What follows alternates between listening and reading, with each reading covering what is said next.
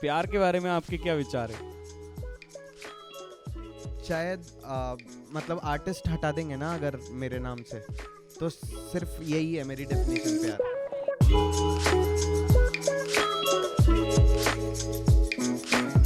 तो welcome guys, और first ever episode है, थोड़ा नर्वसनेस भी है, प्लस ठीक है कर लेंगे, कुछ ना कुछ हो जाएगा। तो वेलकम मयंक। हाय। और पहले तो आप ये बताएं कि आपको बुलाएं क्या, आपको मयंक पाराशर बुलाएं, बबलू जी बुलाएं, मिस्टर फ्लूटिस बुलाएं, मयूर बुलाएं, क्या नाम से आपको पुकारें? जो भी प्यार से निकल जाए। प्यार से निकल जाए, बबलू जी निकलता है फिर। बिल्कुल बिल्कुल। नहीं, हम नहीं चाहेंगे, हमारी ऑडियंस, बबलू जी पे हक सिर्फ मेरा है और किसी का नहीं है। तो बेसिकली ये जो कॉन्सेप्ट है, ये पॉडकास्ट है, ये मैं चाहता हूँ कि लोग जो हैं, जितने भी लोग यहाँ आए पॉडकास्ट में मेरे साथ बात करने के लिए, उनका वो साइड दिखे जो जनरली लोगों को नहीं दिखता है। तो बस उसी तरह की बातचीत होगी, और बीच में अगर कभी लगे कि मुझे कोई सवाल नहीं पूछना चाहिए तो it's up to you, answer करना ही नहीं, थप्पड़ भी मार सकते हो, मतलब जेन्युइन मार मत देना सच में। या फिर ऐसा लगे कि कुछ मुझसे पूछना है सवाल, या कुछ ऐसा लग रहा है कि अरे ये बहुत ज़्यादा पूछे जा रहा है, तो मुझसे कुछ पूछना है, तो भी ओपन है आप उसके लिए। तो ठीक है जी, बताएं आप। जैसे मैं तो तुझे 4-5 साल से जानता हूँ ना, तो युग्म से पहले क्या थी लाइफ, क्या था, कैसा, कौन था मयंक? मतलब ऐसा क्या सबसे बड़ा चेंज है मयंक में, युग्म से के पहले और अब के मयंक में? युग्म से पहले I was a balanced kid. Balance as in कि मोस्ट ऑफ द सोसाइटी या फिर most of the people who were surrounded by me, वो सब मुझसे खुश थे। और आफ्टर दैट युग्म स्टार्ट हुआ, और ऐसा हो गया कि मेरा बहुत सारा टाइम बटने लग गया, और टाइम भी खैर एक बहुत बड़ा इशू नहीं है, वो भी बैलेंस कर लिया जाता है। पर जैसा ऐसा है कि इस चीज़ को चालू रखने के लिए I had to be a rebel too. तो वो जो रिबेल नेचर था, वो रिबेलियस नेचर जो इनहैंस हो गया इस प्रोसेस में, उसकी वजह से हाँ कुछ डिसएसोसिएशंस हुए, पर आई एम ग्लैड कि इतने सारे एसोसिएशंस हुए हैं इस जर्नी में आने के बाद कि I don't feel any regrets about it. तो मतलब बैलेंस, तो फिर अगर इस तरह से ये बात कही जाए तो फिर स्कूल लाइफ में भी बैलेंस होगा ना, पढ़ाई वढ़ाई में भी बैलेंस होगा। पढ़ाई में कैसा था, कैसा मार्क्स वार्क्स कैसे आते रहे? नहीं अरे 12th में कितना बना था? 12th में तो यार 62% बनी थी। सेम, मेरे भी 62 भाई। चलो यहाँ पे भी हम मैच कर गए। और तो पर ये कैसी साइंस होमवर्क करना कैसा लगता था यार? होमवर्क तो मतलब 8th के बाद तो कौन ही करता होगा, मुझे लगता नहीं है कोई करता होगा भाई। मैं तो बड़ा डेडिकेटेड था, बड़ा सीधा बच्चा था। पर ऐसा है कि मुझे फिजिक्स में बहुत ही ज़्यादा इंटरेस्ट था, बहुत ज़्यादा इंटरेस्ट है, और अभी भी इंटरेस्ट है, अभी भी बहुत पढ़ता हूँ मैं फिजिक्स। पर ऐसा था कि मोस्ट ऑफ द टाइम मैं म्यूज़िक रूम में या फिर वॉलीबॉल ग्राउंड में ही मेरा टाइम निकलता था, स्कूल टाइम में भी। वो ऐसा स्पेस था कि मतलब मैं, आप स्कूल क्यों जा रहे हो? दोस्तों के लिए।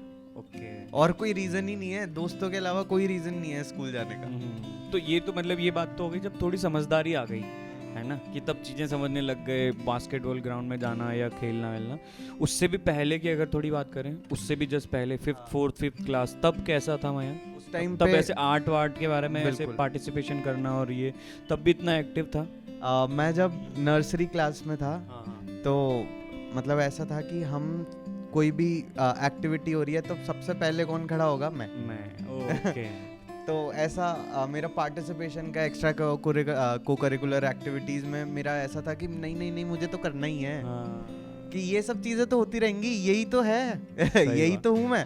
तो मतलब मेरा ये इसलिए मैंने पूछा कि मैं बस ये जानना चाहता था कि यूजुअली आर्टिस्ट जो है वो एक तो ये होता है कि आप किसी से इन्फ्लुएंस होके बनते हो, है ना, कि आपने देखा कि अरे इन लोगों से सीखा, ऐसा कुछ पहले से कहीं ना कहीं था ही अंदर कि बिल्कुल था। मेरे को ऐसा लगता है कि वो मेरे मॉम डैड के जेनेटिक कोड्स मेरे साथ आए हैं। और जैसे मेरे पापा जो हैं वो बहुत ही ज़्यादा म्यूज़िक में इंटरेस्टेड हैं, मेरी मॉम जो है वो पोइट्री में बहुत ज़्यादा इंटरेस्टेड हैं।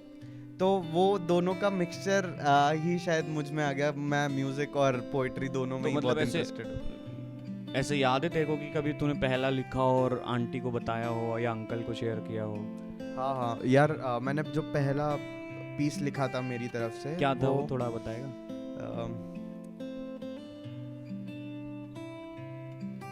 कुछ किस बारे में था, चलो ये बता दे। वो प्यार मोहब्बत सबसे पहले कोई अच्छा, कोई तब से लिखता ही है। प्यार मोहब्बत था। हाँ, सबसे पहले कोई लिखना चालू करता है तो वो सबसे इजी टॉपिक है क्या? हाँ। प्यार मोहब्बत। तो मतलब ऐसे एक तो होता है कि आप प्यार मोहब्बत को अच्छे से डिस्क्राइब कर रहे हो कि आप उसकी पॉजिटिव मतलब वो दिखा रहे हो, या एक होता है कि आपका ब्रेकअप हुआ है तो आप लिख रहे हो। नहीं तो अपने ऐसा दिल- उनमें से क्या अपने था? दिल टूटे ही नहीं है कभी। अच्छा, हाँ, अपने दिल नहीं टूटे नहीं, हैं दिल हम। टूटने के लिए जरूरी थोड़ी कि कोई रिलेशनशिप में ही टूटे। नहीं कहीं और। रिलेशनशिप नहीं, मतलब अपने दिल ही नहीं टूटा है। मतलब ऐसा है कि आई वॉज वेरी फॉर्चुनेट कि मेरे को हमेशा ऐसे लोग मिलते गए हैं रास्ते में हाँ। जो कि बड़े ही प्यारे थे। और मेरा थोड़ा सा ऐसा नेचर भी है कि अगर कोई जाता भी है तो I don't feel so sad about it. कोई जाता है तो जाने दो, वो डेस्टिनी है। तो मैं बस तेरा इंस्टाग्राम वगैरह देख रहा था, फेसबुक प्रोफाइल देख रहा था तेरी थोड़ी बहुत पुरानी, और ओह देख लॉर्ड, रहा था। कुछ आने वाला है। 28 सितंबर 2013 को आपने इंस्टा पे पहली फोटो डाली हुई है फ्लूट के साथ। 2013 है ना? तो फ्लूट कब इंट्रोड्यूस हुई, मतलब उससे पहले भी था? हाँ 2013 से तो बहुत पहले था। वो याद है तेरे को जब पहली बार फ्लूट की क्लास थी? थोड़ा बता। हाँ मैंने यार सबसे पहली फोटो वैसे तो मेरे ऑर्कुट अकाउंट पे डाली थी। तो जो आप उस पे उस जनरेशन के हैं। अरे बिल्कुल, वो साइबर कैफे में जाके ऑर्कुट पे भाई मेरा पोस्ट कर रहे फेसबुक का अकाउंट भी मेरे दोस्तों ने बनाया था, और मेरे को ऐसा लगता था ये क्या चीज़ है। और मैं तब ना मेरी क्लास में बात नहीं कर पाते थे लड़कियों से तब तो इतना, तो अपनी मेरी क्लास में लड़कियों को मैसेज कर रहा हूँ फेसबुक पे चुपके जाके, और साइबर कैफे में 10 रुपए का 1 घंटा कुछ होता था। टेकन 3 भी तब चलता था, अरे तो उसके भाई। वहीं टेकन 3 भी खेलते थे, और वहीं पे साइड में वो भी सब रिकॉर्ड करते थे। एनीवे, गुड ओल्ड पर डेज। उस टाइम पे ऐसे तो ऐसा बूढ़े लगता लगेंगे था- भाई हम ऐसी बातें करते हैं। अच्छा ओके, जेंजी हाँ। Mode on. हाँ, तो फ्लूट के बारे में हम बात करें। हाँ तो यार फ्लूट तो बहुत बचपन में ही चालू हो गई। जैसे मैं पहले 4 साल तो तबला सीखता था, और म्यूजिक रूम में फ्लूट इंट्रोड्यूस हो गई, और बस उस टाइम पे ऐसा लगा कि यही है। क्या मतलब attract पता नहीं किया? क्या ऐसा अट्रैक्शन था कि यही है सच। क्योंकि पहले तो तेरे अंदर, जैसे जब तू स्कूल की हमने बात की, 4th 5th क्लास, फ्लूट पहली बार कब पकड़ी थी, कौन सी क्लास में? 7th क्लास में। तो 7th से पहले का जो मयंक था, अगर उसका इंटरेस्ट भी होगा तो क्या होता है यूजुअली जब किसी का इंटरेस्ट होता है तो पहला प्रेफरेंस लोगों का क्या होता है? गाना है ना? देखो ये पता है ना, हाँ। स्कूल में हम लोगों को गाना गाना है, बिल्कुल, वही बिल्कुल, रहता सबके बिल्कुल, दिमाग हाँ। में। तो मैं ये जानना चाहता हूँ कि यार फ्लूट ने ऐसा क्या अट्रैक्ट कर लिया, कि ऐसा क्या है? क्योंकि फ्लूट तो मतलब बहुत खूबसूरत चीज़ है और बहुत डिफिकल्ट भी है सीखना ना। पर मतलब मुझे ऐसा लगा कि यही है मेरा सच। और उस टाइम पे भी, मतलब बचपन में भी मेरे को लगा कि ये नहीं किया तो कुछ नहीं करा। मतलब ये इसके बिना तो मयंक को कोई जानेगा भी नहीं, उसी टाइम पे ही ऐसा लग रहा था। तो Correct. मतलब दिस वाज वेरी अनएक्सपेक्टेड, और बहुत ही मैजिकल चीज़ है कि मैं इतना ज़्यादा अट्रैक्ट हो गया। क्योंकि उस टाइम पे मेरे पास में मतलब ऐसा पेशेंस की बड़ी कमी थी, और फ्लूट नीड्स पेशेंस। हाँ, तो मेरे गुरुजी क्या बोलते हैं कि आप ना फ्लूट को नहीं चुनते हो, फ्लूट आपको चुनती है।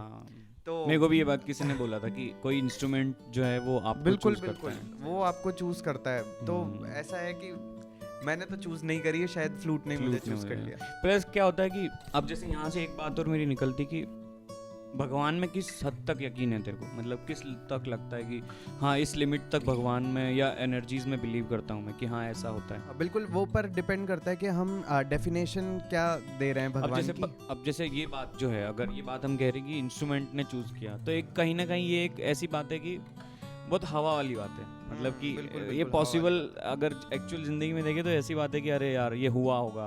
इसको मैं क्या हर चीज को ना साइंटिफिक टर्म से जोड़ के हाँ बताओ। तो मेरे को ऐसा लगता है कि फ्रीक्वेंसीज मैच करती हैं यार, और वो फ्रीक्वेंसी शायद मेरी फ्रीक्वेंसी से मैच कर गई और मैं कनेक्ट हो गया।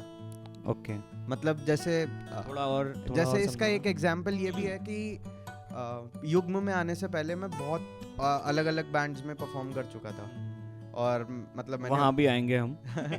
तो उसमें क्या हुआ कि पर मैं जब युग्म में आया, युग्म का पहला सेशन मैंने अटेंड किया था, जैम सेशन। तो उस टाइम पे वो जो फ्रीक्वेंसी की बात कर रहे हैं, वही फ्रीक्वेंसी शायद वापस मिल गई, और मुझे लगा कि यही है मेरा सच। इसलिए मतलब मैं ये मेरा सवाल था कि ऐसा जो कहते हैं ना कि कुछ चीज़ें आपकी ज़िंदगी में लिखी होती तो वो आपको मिलती है ना? तो हर इंसान का ना इस बात को जोड़ने के अलग अलग तरीके हैं। कोई ऐसे बोल देता है कि अरे भगवान ने तो इनकी किस्मत में इतना लिखा है ना, या फिर कुछ लोग बोलते कि अरे ये तो आप लिखवा के आए हो। तो वो मैं उसमें जानना चाहता था कि किस हद तक भगवान में यकीन करता है। मतलब पहले अभी ऑफ कोर्स इसमें कोई गलत नहीं है अगर आप भगवान में बिलीव करते हो या मंदिर जाते हो, इसमें कुछ गलत वाली बात नहीं, बट मैं जस्ट तेरी पर्सनालिटी पे जानना चाहता हूँ कि किस हद तक है। मेरा जो बिलीव है वो गीता पे बहुत ज़्यादा है, और इसी वजह से, गीता की वजह से मेरा बिलीव भगवान की ऊपर हुआ। मतलब वो क्योंकि वो कर्म प्रधान है, तो मतलब वो सिर्फ किस्मत पे बेस्ड नहीं है। गीता आपको सिर्फ किस्मत के बारे में तो कुछ भी नहीं बताती, वो बताती है कि कर्मण्यवाधिकारस्ते मा फलेषु कदाचन। तो आप जैसे जैसे कर्म करते हो वैसे वैसे आपको फल मिलते हैं, और मतलब आप फल की भी इच्छा नहीं कर सकते, आप बस आपके हाथ में जो है आप वो कर सकते हो। तो मेरा भगवान को लेके यही डेफिनेशन है। मतलब फ्लूट आ गई जिंदगी में, फिर सीखना चालू किया, और तब तो ऑफ कोर्स इतना डेडिकेशन तो नहीं होगा कि मतलब इस चीज़ को आगे लेके करियर ही बनाना है या कुछ ऐसा। क्या था तब थॉट प्रोसेस कि तब सिर्फ एक हैबिट की तरह सीख रहे थे कि एक बच्चे को 7वीं क्लास के बच्चे को अट्रैक्ट किया कुछ, और उस बंदे ने सीखना चालू किया। और तब तो शायद मेरे ख्याल से बैंड भी था ना तेरा स्कूल में, और वो मतलब ये बहुत अच्छी चीज़ है कि यार स्कूल में भी बैंड था, ये बड़ा सही चीज़ है कि उस टाइम पे भी कोई गिटार बजाने वाला था साथ में और ऐसा वैसा। तो मतलब उस टाइम पे क्या थॉट था कि इस तरह से लेके जाएगा कभी आगे, या कब तभी वैसा ही कि था कि नौकरी करेंगे, जॉब करेंगे कुछ? उस टाइम पे इतना क्लियर विजन नहीं था एक्चुअली, ये भी नहीं था, तभी नहीं वैसे इतने टाइम में, पर ऐसा दिमाग में जैसे मेरे साथ क्या था कि मैं बचपन में ना, ऑफ कोर्स ये इसको फॉलो करना तो बहुत डिफिकल्ट है कि आपने कुछ सोचा और उसको जेन्युइनली आप फॉलो कर रहे हो, बट मेरे साथ ऐसा था कि कहीं ना कहीं दिमाग में ऐसा अपने दिमाग में चला आ रहा है कि अपन स्टार हैं बचपन से, 4th 5th क्लास से ये है कि अपन को हमेशा ऐसा लगता है कि अरे नहीं अपन तो स्टार हैं भाई। तो मेरा स्ट्रगल आधी जिंदगी का मैं इसलिए बुला देता हूँ, मेरे को ऐसा लगता है, जाकिर खान की एक बड़ी सही लाइन है जो मुझे हमेशा फॉलो करता हूँ मैं, कि अरे बड़े लोगों के साथ ऐसा होता है। तो मेरी लाइफ की सबसे वर्स्ट सिचुएशन में भी मेरे को ऐसा लगा अरे ये तो मैं कहानी लिख रहा हूँ कहीं ना कहीं, ये मेरी किताब में लिख रहा है, कहीं ना कहीं ऐसा फेज आएगा। यार उस टाइम पे बस फ्लूट प्ले करने का जुनून था, इतना दिमाग था ही नहीं, इतना दिमाग लगाना ही नहीं था कि कैसे पैसे कमाने हैं, क्या करना है आगे करियर में, ये कौन सोचता है यार। मतलब उस एज में तो बिल्कुल भी दिमाग में नहीं था कि हमें आगे जाके क्या करना है या आगे जाके क्या होगा। उस टाइम पे बस दिखता था फ्लूट है और इसको मुझे बहुत अच्छे से बजाना है, बस इतनी सी क्लैरिटी थी लाइफ में कि मेरे को बस फ्लूट अच्छी बजानी है, बाकी कोई क्लैरिटी नहीं थी। पर हाँ, म्यूज़िक कंपोजिंग का भी मेरे को उस टाइम से ही चस्का था, जब से बैंड चालू हुआ। जब बैंड चालू हुआ तो उस टाइम पे भी एक्सपेरिमेंटल म्यूज़िक मुझे बहुत अच्छा लगता था। मतलब I was from a classical background, पर मेरे को सिर्फ क्लासिकल बैकग्राउंड तक बंधना समझ नहीं आता था। मतलब कोई बंधन तो हो ही नहीं सकता म्यूजिक में, इसलिए तो इसलिए मुझे लगता था कि ये भी मेरे को ये इस बारे में भी बात करनी की, मतलब एक क्लासिकल बैकग्राउंड से आया हुआ इंसान, मतलब तेरे अंदर ये चीज़ दिखती है कि एक्सपेरिमेंट करना म्यूज़िक को लेके है ना, बहुत सारी चीज़ों में यूजुअली नहीं होता वो सब में ना, क्लासिकल बैकग्राउंड से जो लोग होते हैं। आई डोंट नो अब ये बात सही है या गलत है, बट जितना मैंने देखा है लोगों को थोड़ा हिचक है कि मतलब अरे करें कि नहीं करें वैसा। तो ये चीज़ तेरे अंदर कैसे आई कि मतलब तू एक हार्डकोर क्लासिकल बैकग्राउंड से आया, और फिर तूने मेटल में भी मेटल बैंड्स के साथ भी तूने प्ले किया, बॉलीवुड बैंड के साथ भी किया, एक फोक बैंड के साथ किया, अब इंडिपेंडेंट म्यूजिक कर रहा। तो इतना एक्सपेरिमेंट करने की आदत क्या वो एक इंसान के होने के नाते भी तेरे अंदर है कि तू हमेशा हर चीज़ में भी एक्सपेरिमेंट करने की ट्राई करता है, या नई चीज़ें तेरे को अट्रैक्ट करती है, ऐसा भी है? क्योंकि वो बहुत बेसिक सी चीज़ है, अगर आप में अंदर ये हैबिट है तो आप हर चीज़ में अप्लाई करते हो वो, कि आपके अंदर एक्सेप्टेंस है। तो वो एक मेरे को लगता है कि हाँ, तू इस बारे में क्या सोचता है? मुझे ऐसा लगता है कि मेरा जिन जिन चीज़ों में पोटेंशियल है मैं उसमें एक्सप्लोरेशन करूँगा। ऐसा नहीं है कि मैं हर चीज़ में एक्सप्लोर करता हूँ। मुझे जहाँ पे मेरा पोटेंशियल समझ आता है, जैसे कि कंपोजिंग स्किल्स में या फिर राइटिंग स्किल्स में या फिर म्यूज़िक में, जैसे कि फ्लूट में, तो वहाँ पे मेरे को लगता है कि कोई लिमिटेशन नहीं है। लिमिटेशंस मेरे को एक दायरा है उसका भी, ऐसा नहीं है कि मैं हर चीज़ में हर चीज़ करता हूँ कि मतलब जैसे बैंकिंग है ना, तो मतलब ये चीज़ अपना फोर्टे नहीं है तो अपन ज़्यादा माथा नहीं लगाते, अपन किसी को बोल देते भाई प्लीज़ यार वो ऐसा कर। मैं तो मेरे पापा को ये बोल देता हूँ कि है ना मेरे पासबुक एंट्री करवा दे रहा I तो know. हाँ, तो मतलब जिन चीज़ों में अपन अच्छे नहीं है अपन उसमें बहुत ज़्यादा हाथ डालते भी नहीं है, हाँ. पर हाँ जिस चीज़ में अपन को ऐसा फील होता है कि नहीं नहीं यार ये तो मैं कर सकता हूँ, तो फिर मैं वहाँ पे रुकता नहीं हूँ, वहाँ पे बिल्कुल भी रुकना मुझे समझ नहीं आता। ठीक है, फ्लूट आ गई, सब बैंड बन गया, अच्छा सब थॉट नहीं था कभी। तो उस टाइम पे जब बैंड में तुम प्ले करते थे, कब कौन से सन की बात होगी, कौन सा ईयर होगा ये? फर्स्ट बैंड हाँ मतलब जब तू बैंड में था 2012 के आसपास ना, तो तब म्यूजिक सीन कैसा हुआ करता था, थोड़ा कुछ अगर वो मेमोरीज बताए। म्यूजिक सीन यार, म्यूजिक सीन तो ऐसा था उसमें अच्छी जयपुर में, मेमोरीज हो, हम बुरी मेमोरीज। हाँ जयपुर में एक्चुअली म्यूजिक सीन जो था स्कूल लेवल पे, उस टाइम पे मैं स्कूल बैंड में प्ले करता था, तो जो स्कूल लेवल पे म्यूजिक सीन था उस टाइम पे तो हम एपेक्स पे थे, मतलब we were the best band of whole Jaipur, जितने भी जयपुर के स्कूल्स नाम था स्कूल band का? बैंड्स थे, वो सिग्नस, रॉयल सिग्नस, तो वो सिग्नस नाम से बैंड था और बड़ा ही प्यारा एक्सपेरिमेंटल म्यूजिक करते थे और ऐसा ऐसा, पर बढ़िया था। मतलब उस टाइम पे म्यूजिक सीन, कॉलेज सीन में जब हम लोग एंटर हुए, मैं स्कूल में ही था पर फिर हम कॉलेज सीन में भी एंटर हुए, और मैंने कॉलेज ऐसे फर्जी नाम रजिस्टर करा के कि नहीं नहीं हम तो कॉलेज में हैं और थे स्कूल में तो फर्जी नाम रजिस्टर करा के एक बैंड कंपटीशन में चले गए और वहाँ पे प्ले किया बॉलीवुड ऑफ ब्रोकन ड्रीम्स और टर्न द पेज और ऐसे, मतलब लिंकन पार्क वगैरह ऐसे खूब, मतलब ग्रीन डे, लिंकन पार्क, इन सब लोगों को हम कवर कर रहे थे और थे स्कूल में, फर्जी नाम लेके वहाँ पहुँचे। पर वहाँ पे एक्चुअली ऐसा सीन था जब हम कॉलेज में गए परफॉर्म करने कि नहीं नहीं हिंदी के लिए एक्सेप्टेंस नहीं है, तो वो सिर्फ मेटल म्यूजिक या फिर आप अल्टरनेट रॉक या फिर मतलब जो भी इंग्लिश बैंड्स को आप कवर करते हो तो आपको शायद स्टेज पे थोड़ी बहुत रिस्पेक्ट मिल जाएगी। ये तो मैंने अपने साथ भी देखा है 2012 में ही, जब मैं फर्स्ट ईयर में गया, और उसके बाद अब मेरी आवाज़ जो है वो थोड़ी हिंदी, मतलब उसमें गानों में ज़्यादा अच्छी लगती, तो मुझे उस टाइम पे कॉम्प्लेक्स फील होता था क्योंकि मेरे साथ वाले सब इंग्लिश गाना और अच्छे बैकग्राउंड से थे, अच्छे स्कूल से थे, बैकग्राउंड तो क्या, स्कूल में इंग्लिश मीडियम स्कूल से थे, वहाँ पे पढ़े लिखे थे, तो वो इंग्लिश गाने गाते थे, तो मुझे कंटिन्यूसली ऐसा थोड़ा लगता था कि अरे यार कैसे, मतलब इंग्लिश क्यों नहीं गा पा रहा हूँ मैं, ऐसा कुछ, तो ये चीज़ मुझे भी लगी। तो खैर उसके बाद बैंड का सीन हो गया, उसके बाद मतलब आई रिमेंबर जब हम पहली बार मिले थे, पहला जब हमारा शो था, तो तुझे उस साइड की स्टोरी बता, जब बैंड के बारे में तुझे क्या बताया जिसने भी तेरे को बुलाया बैंड में?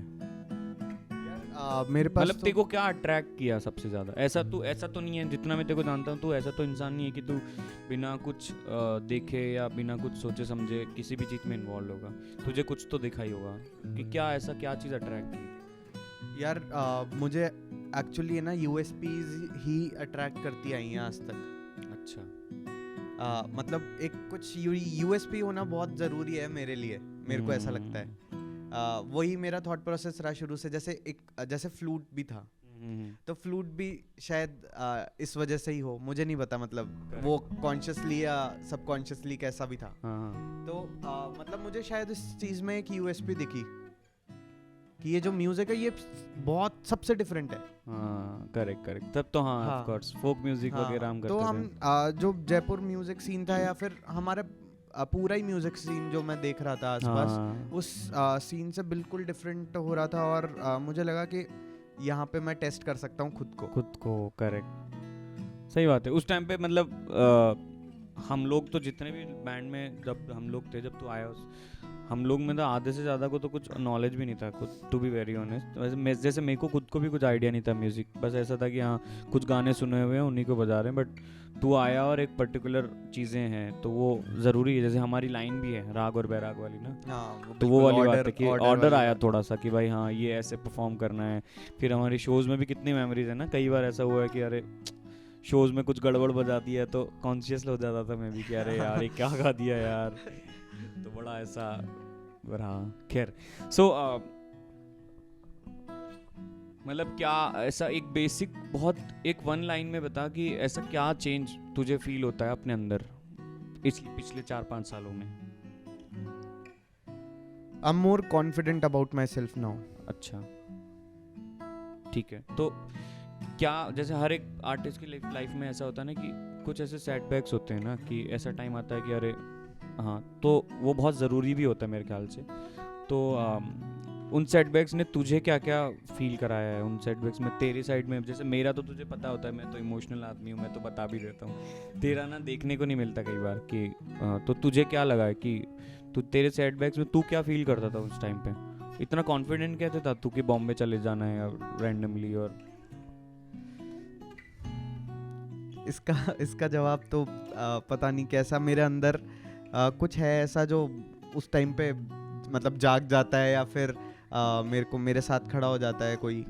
ऐसा लगता है मुझे अंदर से कि नहीं सब बैठे हैं मेरे पास में, सब संभाल लेंगे। और ये ऑफ कोर्स ये कॉन्फिडेंस मेरी फैमिली से भी आता है। ये कॉन्फिडेंस मेरे आसपास जो दोस्त हैं, जो मुझे सराउंड करते हैं, जो ऐसे लोग हैं मेरे आसपास जो कि हर सिचुएशन में खड़े रहेंगे। मुझे पता है कि चाहे से कितनी भी ख़राब हो जाए सिचुएशन, वो मुझे कभी फंसने नहीं देंगे। करेक्ट। तो ठीक है, ये अच्छी बात बोली वैसे। अब जैसे क्या होता है कि आर्टिस्ट का ना एक बहुत अलग इमेज बनी हुई होती है ना। जैसे अब तू 5-6 साल से म्यूज़िक कर रहा है और तुझे ऑफ कोर्स देखने को लगता ही होगा अब तो कि आर्ट के नाम आर्टिस्ट ये भी एक वो हो गया है ना कि कूल हो गया है कि आर्टिस्ट। तो तेरे को अपनी डे टू डे लाइफ में अगर तू अपना आर्ट वाला हिस्सा हटा दे जहाँ पे तेरे को शोज करने जाना है या तो वो क्या होता है? वो ज़िंदगी कैसी है तेरी? एक मयंक की, एक आर्टिस्ट, अगर मयंक के अंदर से आर्ट हटा दें तो वो अलग ज़िंदगी क्या है तेरी? कैसे रिश्ते हैं घर वालों से, जो दोस्तों से, क्या कैसे रिश्ते हैं, कैसे चल रहे हैं तेरे? तब भी मुझे वैसा ही फील होता है कृष्ण। ऐसा कई बार ऐसा होता है कि तेरे साथ कि क्या तू उन लोगों के साथ बैठ के भी आर्ट के बारे में बात करता है, म्यूज़िक के बारे में बात करता है? ऐसा होता है? नहीं यार, ये तो बिल्कुल भी ये मेरा बिल्कुल डिफरेंट साइड है। ऐसा लगता है कि स्प्लिट पर्सनालिटी हो गई है। मतलब मैं जब आर्टिस्ट कम्युनिटी में बैठ रहा हूँ, या फिर मैं आपके साथ बैठता हूँ, या फिर मेरे आर्टिस्ट फेलोज के साथ में बैठता हूँ, तो वो बिल्कुल ऐसे प्योर आर्ट वाली बात है ना। अपन दोनों तो फिर भी चलो बहुत सारी पर्सनल बातें भी होती हैं, वो बात बिल्कुल डिफरेंट है। पर जैसे जो दूसरा सर्किल है, जैसे मेरे दोस्त, कैसी बातें होती हैं उनमें? क्या है थोड़ा दोस्तों के बारे में बताना। मतलब उसमें ऐसा है कि हम कहाँ घूमने चलेंगे, हम आज यहाँ पे क्या करना है, उधर क्या हो रहा है दुनिया में, तेरे को पता है कौन सा मीम चल रहा है। अच्छा। तो ऐसे मतलब कुछ भी बातें, कोई भी रैंडम टॉपिक, मतलब ऐसा भी कुछ बात कर सकता है कि तेरे को पता है कि यूएफओ सच है कि नहीं है।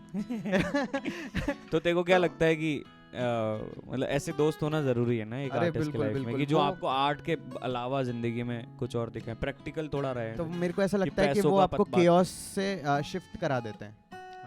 जो कभी आपके आर्टिस्ट लाइफ में जो केओटिक सिचुएशंस हो जाती हैं और you can not do anything about it. मतलब ऐसा नहीं है कि हर केओस का आंसर है ही है। अभी मतलब जैसे बहुत सारे जैसे कोविड है, अब इसका क्या आंसर है? पर वो केओस चल रहा है ना अंदर, पर उस केओस से आपको हटके थोड़ा सा डिसोसिएट होना ही पड़ेगा। और my friends help me do that, even my parents actually. Correct. और सबसे पहले तो मेरी माँ ही है। अच्छा। वो माँ से वैसा रिश्ता मतलब एकदम बिंदास हैं हम, और इतना क्लीन, इतना ट्रांसपेरेंट सब कुछ। जो भी बात होती है मन में, या फिर मतलब प्यार मोहब्बत से रिलेटेड, या फिर कुछ भी दुनिया की कोई भी प्रॉब्लम, मैं उनको बोल सकता हूँ। और हम वेरी कॉन्फिडेंट। थोड़ा बता आंटी के बारे में, कैसी हैं वो, क्या उनका क्या रहा है? यार वो ऐसी हैं कि सब खुश हैं तो सब, मैं भी खुश। अच्छा, समझ गया मैं। तेरा नेचर अब वहीं से आया कि सब खुश हैं तो मैं खुश हूँ। तो ऐसा ही है उनका नेचर। और मतलब पर वो बहुत ज़्यादा दोस्ती वाली हैं। मतलब ऐसे आप बिल्कुल टिपिकल माँ जैसे उनको ट्रीट करो तो आप मतलब ऐसा उनका फुल पोटेंशियल अनलॉक नहीं होगा फिर। मतलब वो अगर आप बिल्कुल दोस्ती ज़्यादा है उनसे। ओके। और पापा के बारे में, पापा क्या? हाँ, पापा का ऐसा है कि पापा ने आज तक कभी मतलब ऐसे ऊंची आवाज में उठा, मतलब ऊंची आवाज में तो कभी बात ही नहीं करी। कभी ऊंची आवाज तक पे बात नहीं करी। मार खाई है क्या? नहीं, कभी नहीं खाई। मैं यही तो कह रहा हूँ, जब ऊंची आवाज में बात नहीं हुई तो फिर तो भाई थप्पड़ बड़ी है मेरे तो यार। तो वो तो कोई सवाल ही नहीं है। पर भी मार नहीं गई तूने? नहीं, कभी भी नहीं यार। ये कैसे पॉसिबल है? तू इतना अच्छा बच्चा तो है नहीं, मेरे को पता है। नहीं, मैं बहुत अच्छा बच्चा रहा हूँ। और नहीं, अच्छा बच्चा एज इन कि मैं जो खराब बच्चा हूँ वो इतना ज़्यादा खराब हो कि किसी को भनक नहीं लगती कि मैंने क्या किया। या यस ठीक है। तो पर हाँ, मैंने मेरे भाई से तो फिर भी एक बार मार खाई है बचपन में। ओके पर मतलब पापा मम्मी ने तो कभी मारा नहीं है, और पापा तो मतलब ऐसा है कि पैम्पर करके रखते हैं। मम्मी फिर भी मुझे टफ बनाने की कोशिश करती हैं कि नहीं अपनी सिचुएशंस पे खुद लड़ और ये कर वो कर, स्ट्रगल कर। पापा बोलते हैं कि नहीं यार तू ऐसा कर, तू पैसे रख। आई नो, ये मैं अंकल का ये भी मैंने भी देखा है साइड तो कि बोले फालतू की टेंशन मत ले, टेंशन नहीं लेनी है तेरे को, खत्म खत्म लगे लाख लगा दे पर टेंशन मत ले। टेंशन वाला उनका ऐसा है कि टेंशन नहीं आनी चाहिए बस। तो वो बहुत ज्यादा पैम्पर करते हैं, पापा का ऐसा है। प्यार के बारे में आपके क्या विचार है? शायद मतलब आर्टिस्ट हटा देंगे ना अगर मेरे नाम से, तो सिर्फ यही है मेरी डेफिनेशन प्यार। तो मैं जैसे बात करता हूँ कि कृष्ण क्या है, तो कृष्ण क्या है कि प्रेम का या धर्म का बस बोध होना कृष्ण है। तो जैसे मेरी माँ फुल ऑफ लव है, वैसे ही वही शायद मुझ में है। मतलब मुझे प्यार से बढ़कर कुछ और समझ भी नहीं आता, इतना दिमाग है नहीं इतना दिमाग है नहीं, इतना ही समझ सकते हैं बस। सही है, बढ़िया है। तो जब बॉम्बे चले गए और जब I have seen you Bombay में जिस तरीके से तू रहता था, और जिस मतलब मैंने एकदम ड्रास्टिक चेंज देखा तेरे अंदर वहाँ पे ना, तेरी राइटिंग में, तू जिस तरीके से लाइफ जीता था वहाँ पे, कैसा लगा वहाँ पे? लाइफ तेरी कैसी रही 1-1.5 साल हम जो रहे? क्या लगता था तेरे को, कैसा फील करता था अंदर से?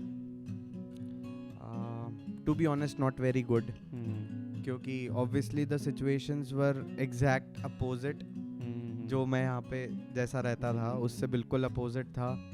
पर हाँ समहाउ हो गया मैनेज, क्योंकि वही मम्मी का जो वो सर्वाइवल मोड वाला था कि नहीं स्ट्रगल करना ही है। करेक्ट तो बस वही था कि स्ट्रगल करना ही है यार, अब और तो कोई वो है नहीं, ऑप्शन ही नहीं है। हम मतलब सबसे अच्छी बात मेरे साथ ये रही कि मैंने कभी खुद को कोई दूसरा रास्ता दिया ही नहीं। ठीक है, हमने बहुत सारी वैसे बातें कर ली हैं, और कोविड के बाद की बात करते हैं अब कि कोविड के बाद क्या चेंज आया है एज एन आर्टिस्ट? क्या तूने देखा है कि भाई पहले जिस तरह की, तेरे को पता है हमारी ज़िंदगी कैसी थी, हम बस ट्रैवल करना, शोज़ करना, लोगों से मिलना, और कोविड में एकदम हमारी ज़िंदगी एकदम उलट गई है, रुक गए हम लोग, और बहुत सारे लोग होंगे हमारे जैसे ऐसे। तो तुझे क्या चेंज देखा तूने अपने आप में? तो सबसे बड़ा चेंज तो ये है कि I was not good with technology.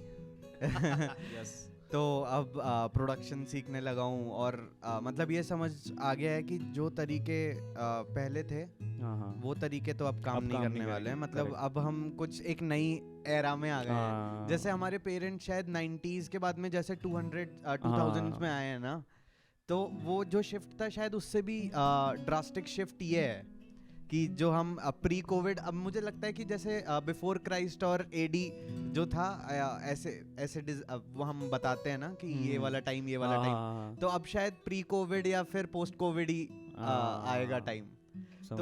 तो जो प्री कोविड टाइम था उस टाइम पे इतना ज़्यादा खुद को पुश करने की ज़रूरत नहीं लगती थी। मुझे लगता था कि सर्वाइवल हो जाएगा बिना पुश करे भी।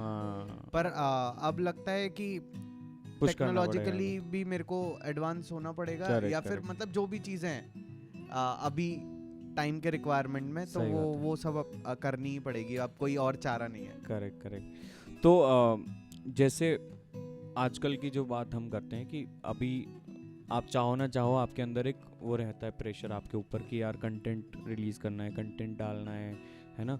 तो उस चक्कर में क्या होता है कई बार ना, आप ये भूल जाते हो कि यार आपने आर्ट इसलिए चूज़ नहीं करी थी, है ना, कि आप इस प्रेशर को लेके जिए हो हमेशा कि आपको कंटेंट डालना है। और अब क्या होता है कि आप डिफरेंस नहीं बता सकते कई बार कि कंटेंट क्रिएटर हो आप कि आप आर्टिस्ट हो, है ना। कि तो कंटेंट क्रिएटर का तो यही रहता है कि उसको तो पता होता है कि मेरा कंटेंट इस दिन जाएगा। आर्टिस्ट के साथ ऐसा नहीं हो सकता। हम थोड़े मूडी लोग हैं, देखते को भी पता है, हम साल भर में हो सकता है एक भी गाना रिलीज़ ना करें, और हो सकता है कि साल भर में 6 गाने निकाल दें। तो वो डिफरेंस कैसे, मतलब अब तेरे ऊपर भी ये प्रेशर रहता है क्योंकि टाइम ऐसा है कि हम लोग एज एन आर्टिस्ट भी ऐसे प्रेशर में रहते हैं, वो ज़रूरी भी हो गया कहीं ना कहीं, क्योंकि अब जैसे अभी जो हमने बात करी कि कोविड के बाद हम नई चीज़ें जो है वो पहले वाले नहीं काम कर रहे हैं, तो वहाँ पे कैसा रहता है वो? यार अब मुझे लगता है कि जो प्रेशर वाली बात है वो तो अब हर प्रोफेशन में ही कॉमन हो गई है कि अब कोई भी प्रोफेशन हो प्रेशर तो आपको झेलना ही है। पर अब मुझे ऐसा भी लगता है कि जैसे आप कंटेंट किस चीज़ को बोल रहे हो वो भी डिपेंड करता है। जैसे कि आपके जो ओरिजिनल सॉन्ग्स हैं वही आपका कंटेंट है या फिर आप ऐसा भी कर सकते हो कि ऐसे छोटी छोटी क्लिप्स या फिर मतलब ऐसे कुछ भी करते हुए जैसे कंटेंट आजकल इन्फ्लुएंसर्स कर रहे हैं तो वैसा भी कंटेंट आजकल बहुत चलता है। तो मतलब ज़रूरी नहीं है कि सिर्फ वही चीज़ें करते रहो जो एक्चुअली आप करते हो। आप मतलब कुछ भी कर सकते हो। तो मतलब अब जैसे ये बात है तो अब जैसे वायरल होने वाली बात है ना, तो तेरे को क्या लगता है कि आज से अगर 2 साल पहले अगर हम वायरल हो जाते, अगर हमारा म्यूजिक जो है बन जाता, तो आज वही मयंक तू होता जैसा तू है अगर वायरल होने के बाद? नहीं, ऑफ कोर्स चेंजेस आते हैं, है ना, ऑफ कोर्स चेंजेस आते हैं। और मैं इसको तो देखो ये बात इसलिए निकली है क्योंकि कई बार ना हम लोग खुद भी परेशान होते हैं इस बात को लेके कि यार 4 साल हो गए कुछ हो नहीं रहा है ना, और पर एट द सेम टाइम हम अप्रिशिएट भी करते हैं कि उन 4 सालों ने हमको बहुत कुछ दिया है ना, एक ह्यूमन लेवल पे हम लोग बहुत चेंज हुए हैं। तो हाँ, वायरल होने वाली बात पे कि अगर हम हो जाते वायरल तो 2 साल पहले, तो बिल्कुल चेंजेस तो आते हैं, ऑफ कोर्स आते हैं। और इसको बड़ा शेमलेसली मैं एक्सेप्ट कर लेता हूँ कि आते चेंजेस, और मतलब हो सकता है पॉजिटिव चेंजेस आते, हो सकता है नेगेटिव चेंजेस आते, पर अभी इतना मतलब प्रिसाइजली बोल देना कि क्या चेंजेस आते वो तो बिल्कुल जस्टिफाइड नहीं होगा आज ही बोल देना। पर हाँ, इस चेंजेस टाइम पे आते कैसा हैं, फील कर रहे हो, कैसा किस माइंडसेट क्या है अभी? केओटिक है। अच्छा, अभी केओटिक है, बहुत ज़्यादा नहीं केओटिक है। नहीं, सुकून तो बिल्कुल भी नहीं है। मेरे को नहीं लगता कि अभी इस इंडस्ट्री में, अपनी इंडस्ट्री में कोई सुकून से चिल कर रहा होगा। ठीक है, हम म्यूजिक बना रहे हैं, बहुत गाने म्यूजिक बना रहे हैं, पर जो हमें फ्यूल मिलता है ना, वो मिलता है स्टेज से, वो मिलता है लोगों से। तो हम लोग बड़े सोशल हो गए हैं इन 4-5 सालों में, और इतने लोगों से मिल के अब ऐसा लगता है कि जब तक वो नहीं होगा ना, तब तक यहाँ पे वो फ्यूल नहीं भरा जाएगा। तो वो मुझे लगता है कि वो सबसे इम्पोर्टेंट पार्ट है किसी भी आर्टिस्ट की लाइफ का। मतलब कि सिर्फ स्टूडियो में बंद होके अच्छा म्यूजिक स्टूडियो में बना देने से आपका जो आर्टिस्टिक साइड है वो फुलफिल हो रहा है, ऐसा बिल्कुल नहीं होता। आर्टिस्ट को स्टेज चाहिए यार। हाँ, समझ गए। लोग चाहिए, अप्रिसिएशन चाहिए, वो जो हैंड टू हैंड वैलिडेशन आता है सामने से, वो अलग है, वो चाहिए, वो फीलिंग ही अलग है। सही बात है। वो जो तालियों की गूंज ऐसे सराउंड करती है, वो एलआर इफेक्ट में नहीं अच्छा लगता है यार। वो जो सामने से एकदम समझ आ रहा है, वो जो ऑर्गेनिक चीज है, वो वही मजेदार है। तो बड़ा अच्छा लगा बात करके मयंक, और आई होप मजा आया होगा तेरे को। पहला पॉडकास्ट, मतलब एक्चुअली ना इतना प्रोफेशनल पॉडकास्ट करके ना अब हो गया है ना ऐसे। तो यही मोटिव था मेरा कि थोड़ा ओपन अप हो और अच्छी चीज़ें दिखें और वो साइड दिखे जो देखी नहीं है। सो जो भी एक्सपीरियंस रहा है आपका वो एक बार कैमरा में देख के बता दें कि कैसा लगा आपको, और थोड़ा सा मेरी तारीफ करना चाहें तो कर सकते हैं। यार वो थोड़ा मुश्किल है, देखो। आई एम सो ग्लैड मैं इस तरीके का कैजुअल बात कर पाया हूँ। मतलब इतने टाइम के उसमें जर्नी में हमने बहुत सारे इंटरव्यूज़ करे हैं, बहुत सारे पॉडकास्ट दिए हैं, पर मतलब इस जो पर्सनल लेवल के पॉडकास्ट है, ये शायद बहुत ज़रूरी है मेरे लिए भी, क्योंकि ये शायद मुझे भी इंट्रोस्पेक्शन में लेके गया है कि मैं एक्चुअली बहुत सारी चीज़ों के बारे में सोचता क्या हूँ। तो thank you for doing this.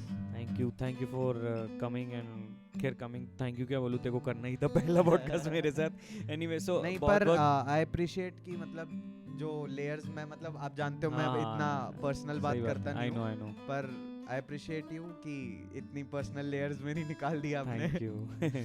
So please अगर आपको पसंद आया है पॉडकास्ट तो प्लीज़ ज़रूर बताएं कमेंट करके, लाइक करके, और thank you again, thank you. और जो हमारे साथ टीम में है, मैं उनका भी नाम लेना चाहता हूँ। सुमन भाई हैं जो कैमरा के पीछे खड़े हैं, बहुत ज़रूरी हैं वो लोग जो कैमरा के पीछे खड़े हैं, और वो नहीं होते तो शायद ये पॉडकास्ट भी रिकॉर्ड नहीं होता। सार्थक यहाँ एक और हैं, सार्थक भाई भी पीछे खड़े हैं, और big thanks to the whole team, ये जिसकी वजह से पॉसिबल हो पाया। चीयर्स, और आगे और भी एपिसोड आते रहेंगे ऐसे ही। Thank you so much.